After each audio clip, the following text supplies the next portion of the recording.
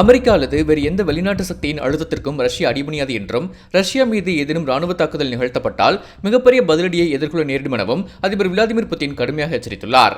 Ukraine மீதான போரை முடிவுக்கு கொண்டுவர ரஷ்யாவின் 2 முக்கிய எண்ணெய் நிறுவனங்கள் மீது அமெரிக்க அதிபர் ட்ரம்ப் பொருளாதார தடைகளை விதித்து அழுத்தம் கொடுத்தார். இது உலகளாவிய எண்ணெய் விலைகள் கிட்டத்தட்ட 5% உயர வழிவகுத்தது. இதற்கு எதிர்வினையாற்றிய ரஷ்ய அதிபர் புட்டின் அமெரிக்கா மற்றும் மேற்கத்திய நாடுகளின் தடைகள் நட்பற்ற செயல் என்றும் இதனால் சில விளைவுகள் ஏற்படலாம், ஆனால் இது ரஷ்யாவின் பொருளாதாரத்தை கணிசமாக பாதிக்காது எனவும் தெரிவித்துள்ளார்.